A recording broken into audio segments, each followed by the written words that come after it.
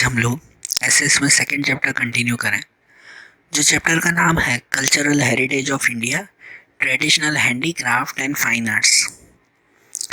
इसके अंदर कल हमने समझा था कि हमारे इंडिया में जो है वो हैंडीक्राफ्ट की कितने सारे आर्ट्स भरे हुए हैं, कितनी सारी चीज़ें जो है वो यहाँ पर हैंडमेड बनी हुई होती हैं, जिनके अंदर कल क्ले वर्क समझा था, weaving work, embroidery work, leather work, ये वर्क हमने समझे थे।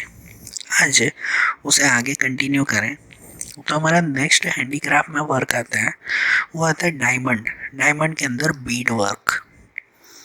डायमंड खुद ज़्यादातर डायमंड कहाँ से मिलते हैं? तो समुद्र में से, पानी में से, उनमें से। तो फिर अगर कहा जाए कि हमारे इंडिया में सबसे ज़्यादा डायमंड मिलते हैं तो वो गलत नहीं है, क्योंकि क्योंकि हमारे इंडिया में है ना, तीनों साइड पर सी कोस्ट है, तीनों तरफ समुद्र आया हुआ है। इंडिया का मैप आपको ध्यान होगा ना, जिसके अंदर ईस्ट, वेस्ट, साउथ, ये तीनों साइड पर समुद्र आया हुआ है। हमारा सी कोस्ट करीबन 7517 किलोमीटर लॉन्ग है। इतना बड़ा हमारा समुद्र का किनारा है।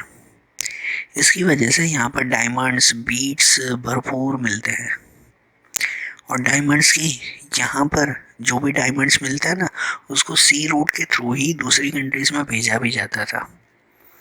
इसलिए तो हमेशा से जो बाहर के देश के लोग हैं वो डायमंड खरीदने के लिए इंडिया में भी आते थे, ठीक है ना। उनको बहुत शौक होता था यहाँ से डायमंड खरीदने का।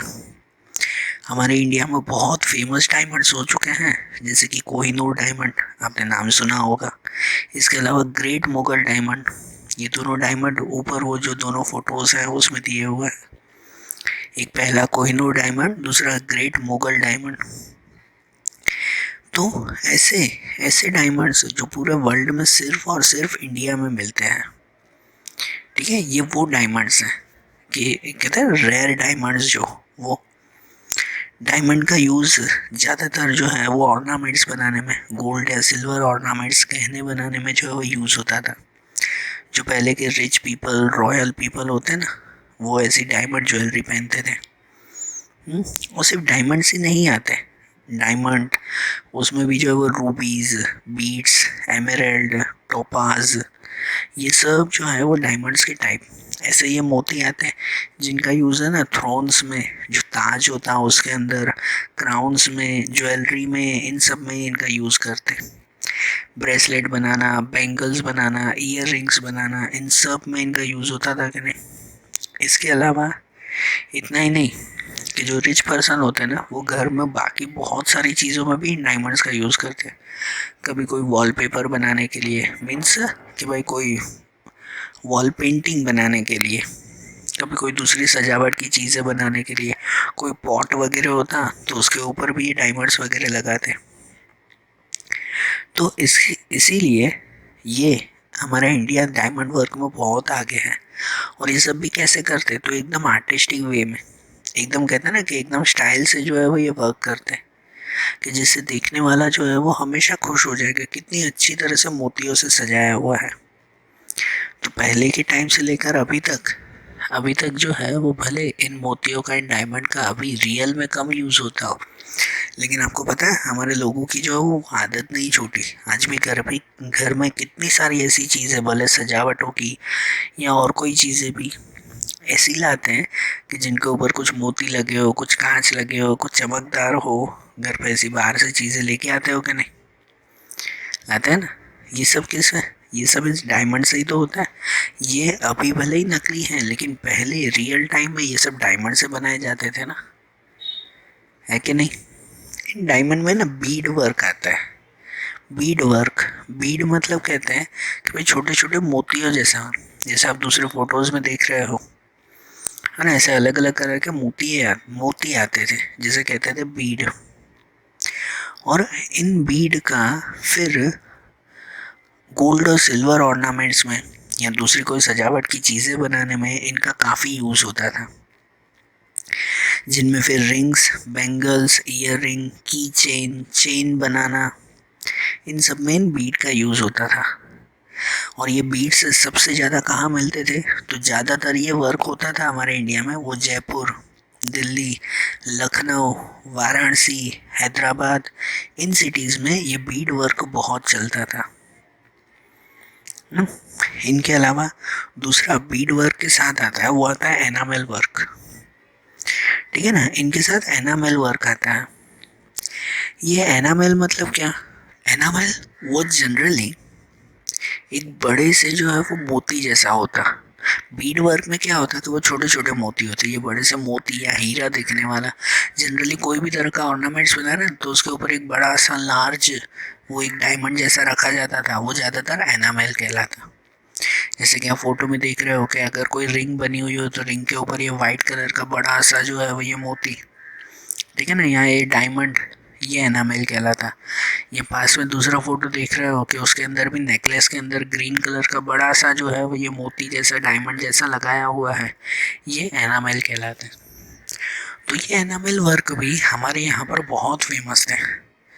आपने कितनी बार पुराने फ़ोटोज़ में या कोई भी जो ऐसी पुरानी मूवीज़ चलती हो तो उसमें देखा होगा कि लोगों को अपने पहले के राजा महाराजा उनको जो है वो अपने ताज में बीच में एक बड़ा सा मोती लगाने की जो है वो हमेशा इच्छा रहती थी, या उनको शौक होता था ऐसा। कोई नेकलेस पहनते तो उनके ऊपर लगाते, ईयर रिंग होती ना तो ईयर रिंग में भी नीचे बड़ा सा मोती लगाते, रिंग के अंदर। तो ऐसी हर एक चीज़ों में ये सब क्या कहलाता है? एनामल। और ये भी हमारे गुजरात में, जयपुर, दिल्ली में, इन प्लेसेस पर ये एनामल वर्क बहुत फेमस होता। ठीक है, तो डायमंड में बीड एंड एनामल वर्क जैसे देखा, वैसे ही अब दूसरा देखें आर्ट तो वो आता है जरी वर्क। जरी वर्क, जरी मीन्स क्या कहलाता है? तो जनरली ऐसा होता कि गोल्ड या तो सिल्वर कलर की थ्रेड्स होती कि जिनकी मदद से क्लोथ्स के ऊपर एम्ब्रॉयडरी की जाती, खासकर उनकी बॉर्डर्स पे, तो वो जरी वर्क कहलाता था। है ना, आप जैसे फोटो में देख रहे हो गोल्डन या सिल्वर कलर की ऐसी थ्रेड होती थी कि जिनको कपड़ों की बॉर्डर पर खासकर जो है वो ये इनसे वर्क किया जाता था, एम्ब्रॉयडरी की जाती थी, वो जरी वर्क कहते हैं। जरी वर्क के लिए पूरे इंडिया में आज भी और पहले भी सूरत सिटी फेमस है ना। सूरत जरी वर्क के लिए बहुत फेमस है आज भी और पहले भी। इसमें नीटिंग की जाती, मतलब सिलाई की जाती, एम्ब्रॉयडरी की जाती, जरदोसी वर्क किया जाता कि जिससे जो है वो क्लोथ में एक नई पहचान आ जाए। इनसे साड़ी बनाई जाती, जैसे आप देख रहे हो फोटोज़ में देख रहे हो, साड़ी बनाते, पानेतर बनाते, घर चोला बनाते, ठीक है ना, ये सब चीज़ें बनाई जाती। इवन कोई कारपेट वगैरह होता तो उसमें ये जरी वर्क बॉर्डर पे करते। ठीक है, तो ऐसे कपड़ों को एक नई चमक देने के लिए, नया आर्ट देने के लिए ये जरी वर्क होता था। कि जिसमें कोई सिंपल ड्रेस भी हो ना, सिंपल ड्रेस भी हो ना तो उसकी बॉर्डर पर सिर्फ ये बॉर्डर पर जरी वर्क किया जाता कि जिससे उस ड्रेस में एक नई चमक आ जाती है कि नहीं। तो ये भी आज के टाइम में ना ये जरी वर्क मशीन से होता है। यहाँ सूरत सिटी में आज के टाइम में ये जरी वर्क पूरा मशीन से होता है, लेकिन एंशियंट टाइम में ये सब हैंडमेड होता था, हाथ से बनाया जाता, हर एक बॉर्डर पर ये डिज़ाइंस बनाई जाती थी। तो हमारा इंडिया इस जरी वर्क में भी काफ़ी आगे था। जरी वर्क के बाद दूसरा हम लोग एक वर्क देखें तो नेक्स्ट आता है, वो आता है मेटल वर्क। मेटल वर्क ये भी हमारे इंडिया का एक बहुत पुराना आर्ट है। मेटल एज जब से शुरुआत हुई ना, पता है ना, मेटल एज की जब शुरुआत हुई थी तो उसके बाद से हमारे इंडिया में मेटल में से बहुत सारी चीज़ें बनाई गई। मेटल वर्क सबसे पहले शुरुआत हुई थी ना, वो थी लोथल सिटी में, हड़प्पा सिविलाइजेशन का लोथल सिटी, उनमें जो है वो ये मेटल वर्क शुरुआत हुई थी, जिनमें वो लोग पहले वेपन्स बनाते, हथियार बनाते, जिनमें सिक्कल, ड्रिल, निडल एटसेट्रा ऐसे हथियार बनते जो आप ये पहले फ़ोटो में देख रहे हो। अलग अलग तरह के हथियार बनाते थे इन मेटल्स में से। फिर वो मेटल भी धीरे धीरे अलग अलग मेटल यूज़ होने लगे, पहले कॉपर, फिर ब्रॉन्ज, फिर आयरन, ऐसे मेटल्स का यूज़ होता था हर चीज़ें बनाने के लिए। उसके बाद फिर उनमें से यूटेंसिल्स बनने लगे, जैसे आप दूसरे फ़ोटो में देख रहे हो, ठीक है ना। फिर धीरे धीरे उन मेटल्स, ये यूटेंसिल्स भी पहले है ना मिट्टी के बनते थे, बर्तन जो होते हैं, अब ये यूटेंसिल्स, ये बर्तन अब मेटल के बनाने लगे इसके अलावा फिर आइडल्स, मूर्तियाँ बनाते, पॉट्स बनाते, है ना, पानी भरने के लिए पॉट्स बनाए जाते थे ये सब। इवन आर्म्स एंड एम्यूनिशन जो वॉर में यूज़ होते, मतलब जो हथियार यूज़ होते थे वॉर के अंदर, जो पता है जो सैनिक होते थे वो सैनिक की जो ड्रेस आती थी वो भी अब फिर सब मेटल से बनाने लगे। आपने राजा महाराजाओं की कितनी मूवीज देखी होगी कि जिसके अंदर है ना जो सैनिक होते हैं वो मेटल की पूरी ड्रेस पहनते हैं, ऊपर वो पूरी वो ढाल पहनते हैं। तो ये सब भी मेटल वर्क होता था, और ये सब भी ध्यान रखो फिर से बोल रहा हूँ हैंडमेड होता था, हाथ से ये सब चीज़ें बनाई जाती थी। फिर धीरे धीरे है ना गोल्ड और सिल्वर का भी मेटल में काउंट होने लगा। गोल्ड और सिल्वर एक्चुअली तो वो भी एक तरह के मिनरल, एक तरह के मेटल की तरह ही कहलाते हैं, कि जिनका यूज़ फिर ऑर्नामेंट्स बनाने में, फिर उन्हें देखकर फिर जो है वो ये कॉपर, ब्रास, ब्रोंज, इन सब का यूज़ भी कुछ ऑर्नामेंट्स बनाने में, कुछ यूटेंसिल्स बनाने में, फिर गोल्ड और सिल्वर का यूज़ भी यूटेंसिल्स बनाने में भी होता। नहीं कहते वो चांदी के जो है वो बर्तन बनाते, सोने के बर्तन बहुत रेयर सुने होंगे, लेकिन चांदी के बर्तन तो आप लोगों ने सुने होंगे। तो उनका भी यूटेंसिल्स बनाने के में, आइडल्स बनाने में, मूर्तियाँ बनाने में इनका यूज़ होता था। सो मेटल वर्क में भी हमारे इंडिया कोई तरह से पीछे नहीं है। मेटल वर्क में अभी तो आपको ये काफ़ी कम एग्जाम्पल है, आगे के चैप्टर्स देखना, आगे के कुछ चैप्टर्स हैं जिनमें हमारे इंडिया में मेटल वर्क का कितना ग्रोथ हुआ था वो काफ़ी डिटेल में और बहुत अच्छी तरह से लिखा हुआ है। मेटल वर्क के बाद उसके बाद फिर हमारा दूसरा इंडियन आर्ट आता है, वो आता है वुडन आर्ट। वुडन आर्ट मतलब लकड़ियों से बनाने वाली चीज़ें। जिस तरह से आगे आपको पता है हमने क्ले आर्ट के बारे में भी समझा था कल के वीडियो में। क्ले आर्ट, क्ले के लिए कहा जाता था कि भाई क्ले वो ह्यूमन के साथ हमेशा जुड़ा हुआ है, कहते हैं ना पैदा होने से लेके मरने तक हम मिट्टी से ही पैदा हुए हैं और मिट्टी में ही मरेंगे, ऐसा कहा जाता था। वैसे ही वुडन आर्ट भी वो इंसानों के साथ, ह्यूमंस के साथ काफ़ी स्ट्रांगली जुड़ा हुआ है। क्योंकि पहले ना जब मेटल्स वगैरह नहीं होते थे ना, तब ऑलमोस्ट चीज़ें या तो क्ले में से या तो वुड में से, लकड़े में से बनाई जाती थी। पेड़ पौधों को काट कर उनमें से ये चीज़ें बनाई जाती थी। फिर आगे जब मेटल यूज़ होने लगे तो फिर तो वुड और मेटल का जो है वो काफ़ी अच्छा कॉम्बिनेशन बन गया। ठीक है ना, ऐसे हथियार बनने लगे कि जिसमें वुड का यूज़ भी होता था और मेटल का यूज़ भी होता था। इतना अच्छा कॉम्बिनेशन उसमें बना। तो हम लोग वुडन आर्ट के बारे में समझें तो पहले से वुड का यूज़ है ना सिर्फ फायर वुड की तरह होता था। फायर वुड सिर्फ आग जलाने के लिए लकड़ियों का यूज़ करते थे। लेकिन फिर धीरे धीरे ह्यूमन इवोल्यूशन हुआ, इंसान जब जो है वो नई चीज़ें सीखने लगे तो उसके बाद उसका यूज़ वेपन्स बनाने के लिए, ये फ़ोटोज़ में देखते जाना, वेपन्स, अलग अलग हथियार बनाने के लिए, बिल्डिंग्स बनाने के लिए या दूसरा कोई कंस्ट्रक्शन वर्क करने के लिए वुड का यूज़ होता था। फिर वुड का यूज़ धीरे धीरे आइडल्स, मूर्तियाँ बनाना, टॉयज़ बनाना, बच्चों के लिए टॉयज़ बनाना, वुडन पिलर्स, घर के जो पिलर होते हैं ना तो वो भी मजबूत लकड़ी के बनाए जाते हैं, जो आप ऊपर एक फ़ोटो में देख रहे हो। कैसे वुडन पिलर्स बनाए जाते हैं, विंडोज़, डोर्स जो और खिड़की दरवाजे बनाए जाते, छोटी छोटी झूपड़ियाँ बनाई जाती, वो भी जो है वो ये ऐसे लकड़ों से बनाई जाती थी।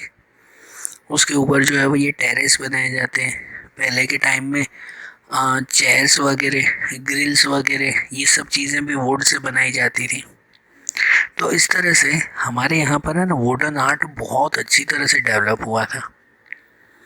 इन वुडन आर्ट का अगर जो है वो ये एग्ज़ाम्पल, काफ़ी अच्छा अगर एग्ज़ाम्पल दिया जाए ना तो वो हमारे गुजरात में संखेड़ा के पास, संखेड़ा और ईडर ये प्लेसेस हैं कि जहाँ पर वुडन आर्ट बहुत डेवलप्ड है।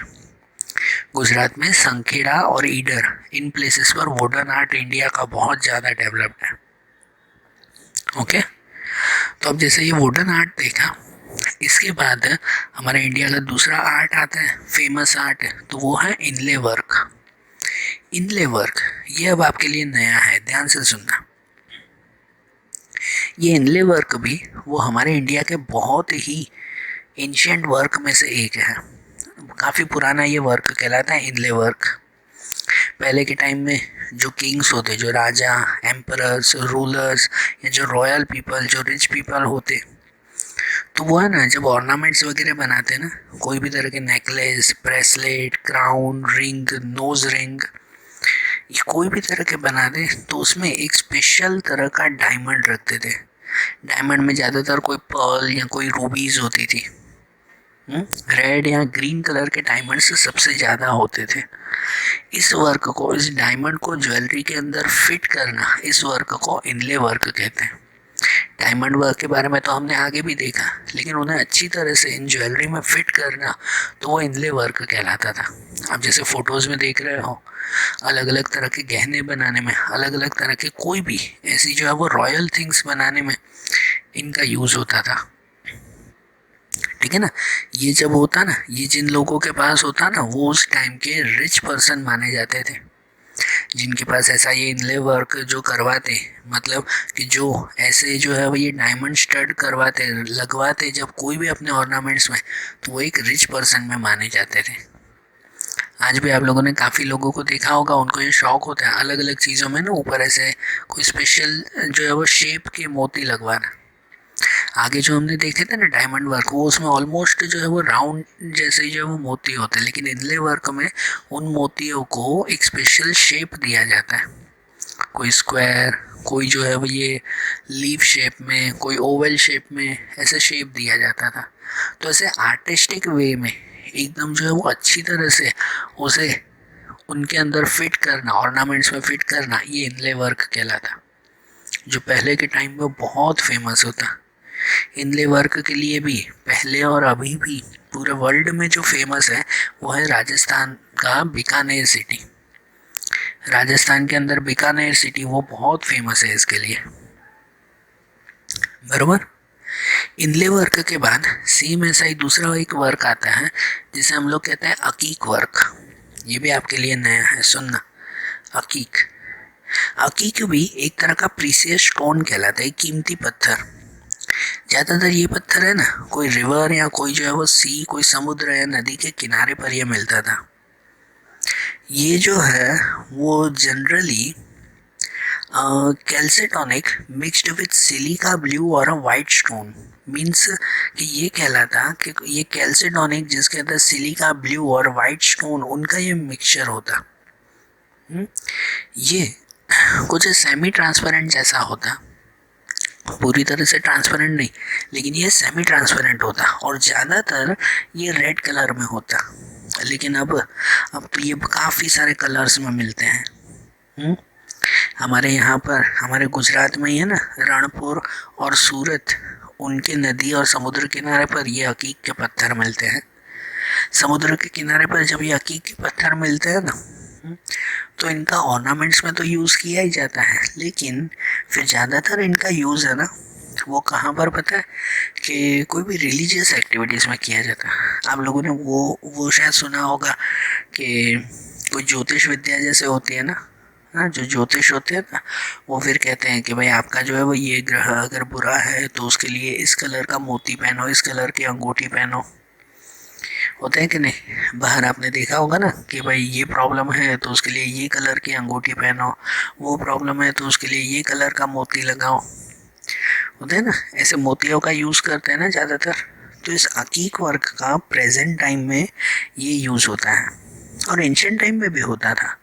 इसका रिलीजियस बिलीफ बहुत है ना, इसकी मान्यताएं बहुत हैं इस अकीक वर्क की, कि ऐसे मोती पहनो, ऐसे प्योर हकीक। आज के टाइम में तो ये सब पता है डुप्लीकेट मिलते हैं। आप जब बाहर से कोई हकीक का पत्थर खरीदने जाओ तो वो ज़्यादातर तो आपको डुप्लीकेट दिखाई देते हैं, लेकिन ये प्योर हकीक के जो पत्थर होते हैं ना, जो कोई आपको ज्वेलर के पास में मिलेंगे या कोई ऐसी जो है वो कोई रिच शॉप हो तो उसके पास में जो है वो मिलेंगे, जो ऐसे डायमंड्स का वर्क करता हो, तो उनके पास आपको हकीक के पत्थर मिलेंगे। और जो रियल हकीक के पत्थर होते हैं ना, वो सच में आपकी बॉडी के ऊपर भी एक तरह का जो है वो ये इफ़ेक्ट देते हैं। इनकी वजह से इनका जो है वो ये इम्पोर्टेंस, इनकी बिलीफ वो पहले के टाइम में बहुत ज़्यादा थी। हमारे गुजरात में जैसे मैंने बताया रणपुर, सूरत, उनके पास तो ठीक ही है, लेकिन ये सब जो भी यहाँ पर मिलता है ना, वो ज़्यादातर हमारे गुजरात की खंभात सिटी में भेजे जाते थे। ये सब खंभात सिटी में भेजे जाते हैं और वहाँ पे इसको मोल्ड किया जाता। खंभात सिटी में ऐसी फैक्ट्रियाँ हैं जो इस हकीके पत्थर का काम करती हैं। फिर उनमें से ना ऐसी गार्लेंड्स बनाई जाती हैं, मालाएं बनाई जाती हैं, जो आप फोटो में जैसे देख रहे हो कि अलग अलग बीड्स की तरह, मोतियों की तरह आपस में जो है वो डालकर उनकी मालाएं बनाते हैं, रिंग्स बनाते हैं। ये हकीक का यूज़ होता है। ओके, तो ये जैसे हमने देखा, उसके बाद फिर दूसरा आर्ट आता है हमारे इंडिया का, जो आता है पेंटिंग आर्ट। पेंटिंग आर्ट ये एक ऐसा आर्ट है जो कहते हैं कि बाकी सभी आर्ट में से सबसे ऊपर है। ठीक है, जो भी आर्ट किए जाते हैं ना, ह्यूमन जो भी आर्ट्स करते हैं, उन सब में सबसे ऊपर ये पेंटिंग आर्ट कहलाता है। पेंटिंग आर्ट के जिनके अंदर जो है वो लाइंस के थ्रू, कलर्स के थ्रू अपनी फीलिंग्स जो है वो एक्सप्रेस की जाती हैं, अपने इमोशंस बताए जाते हैं, कि जिसमें हर चीज़ के एनिमेटेड थिंग्स बनाई जाती हैं, ड्राइंग्स बनाई जाती हैं, कि जिसमें अपनी फीलिंग्स, अपने इमोशंस काफ़ी अच्छी तरह से जो है वो एक्सप्रेस किए जा सकें। ऐसा ये पेंटिंग आर्ट होता है ना। हमारे इंडिया का पेंटिंग आर्ट भी कुछ करीबन 5,000 साल पुराना है। मोहनजोदड़ो और हड़प्पा सिविलाइजेशन से ये पेंटिंग आर्ट जो है वो ये शुरुआत हुआ है। इसमें पुराने ज़माने की भी, एंशियंट टाइम के भी, आप जो है कुछ फोटोज देख रहे हो, ये सब एंशियंट टाइम की पिक्चर्स हैं। तो एंशियंट टाइम में भी ऐसे काफ़ी सारे जो है वो ये पेंटिंग्स बनाए जाते थे, जो इवन आज के लोग तो इमेजिन भी ना कर सकें या सोच भी ना सकें। ये सब पेंटिंग्स है ना, जब एक्सकेवेशन किया जाता है, मतलब जब खोजबीन की जाती है पुरानी चीज़ों की, तब उस वक्त ऐसी बहुत सारी पेंटिंग्स मिली हुई हैं, जिससे पता चलता है कि उस वक्त लोगों को पेंटिंग का बहुत शौक था। लेकिन वो जो पेंटिंग होती ना, वो ज़्यादातर उनमें एनिमल्स का यूज़ होता था, या तो फिर गॉड का यूज़ होता, मतलब रिलीजियस पेंटिंग्स बनाई जाती है। एनिमल्स के ऊपर ज़्यादातर जो है वो ये पेंटिंग्स बनाई जाती थी, जिनमें एलिफेंट, राइनोसॉर्स, डियर्स, ये सब ज़्यादा होते हैं। आप लोगों ने शायद अजंता एलोरा की केव्स, उनका नाम सुना हो। अजंता एलोरा केव्स है ना, महाराष्ट्र में है ना। ये अजंता एलोरा केव्स वो पूरे वर्ल्ड में पेंटिंग का एक बहुत बड़ा एग्जाम्पल माना जाता है। उन केव्स में पेंटिंग इस तरह से बनाई गई है, पूरी की पूरी केव्स में, पूरी केव्स में पेंटिंग इस तरह से बनाई गई है, इस तरह से सजाई गई है कि भाई उनमें ज़्यादातर रिलीजियस एक्टिविटीज़ या फिर जो है वो बुद्ध भगवान के ऊपर पूरी की पूरी स्टोरीज वो पेंटिंग के थ्रू समझाई गई है। और वो पेंटिंग्स भी इतनी शानदार हैं कि आज तक वो एज इट इज़ दिखाई देती हैं, उनका रंग तक नहीं उड़ा है। कैसे होता है, आप कोई पेंटिंग बनाओ तो कुछ टाइम में जो उनका रंग उड़ जाता है, फीकी पड़ जाती है पेंटिंग, लेकिन वो अजंता एलोरा के उसकी वो पेंटिंग्स वो आज तक वैसी की वैसी ही हैं। और ये पेंटिंग वो हमारे इंडिया का एक ऐसा आर्ट है जो भले भले ही किसी को आता हो या ना आता हो, लेकिन हर कोई ये पेंटिंग का आर्ट देखकर खुश जरूर होता है। आपको भी भले पेंटिंग में ज़्यादा नॉलेज ना हो ना, फिर भी एक ब्यूटीफुल पेंटिंग आप देखोगे ना तो आपका मन खुश जरूर हो जाएगा। भले आप कुछ ना बोलो, लेकिन मन जरूर खुश हो जाता है उसमें। इवन हमारे इंडिया में हर कोई ना कोई छोटी मोटी तरह की पेंटिंग्स का यूज़ ज़रूर करता है। पता है, जब फेस्टिवल्स आते हैं तो घर की जो वीमेंस होती हैं, जो लेडीज़ हैं, वो स्वस्तिक बनाएगी, अलग अलग पिक्चर्स बनाएंगे, फिर जो है वो गणेशा बनाएंगे उसमें। ये सब नहीं है। हाँ, दिवाली के टाइम में रंगोली बनाई जाती है। साउथ इंडिया में तो डेली रंगोलीज बनाई जाती हैं। तो इसके लिए ये पेंटिंग वो हमारे इंडिया का सबसे पुराने आर्ट में से एक है और काफ़ी स्पेशल आर्ट है। पेंटिंग के अंदर आपके मन में कोई भी तरह की बात हो, जब आप कुछ न लिख सकते हो, न कुछ बता सकते हो, तो वो पेंटिंग के थ्रू बहुत इजीली समझा सकते हैं। ओके, तो आज जैसे हमने हमारे एंशियंट इंडिया के इतने आर्ट्स देखे ना, अब दूसरा आता है फाइन आर्ट्स, जिन फाइन आर्ट में सिंगिंग, प्लेइंग, डांसिंग, ठीक है, ड्रामाज, ये सब वो फाइन आर्ट्स में आते हैं। तो चैप्टर का आखिरी पॉइंट हमारे इंडिया के ओल्ड फाइन आर्ट्स, जो अब हम लोग कल के वीडियोस में देखेंगे। Okay, thank you.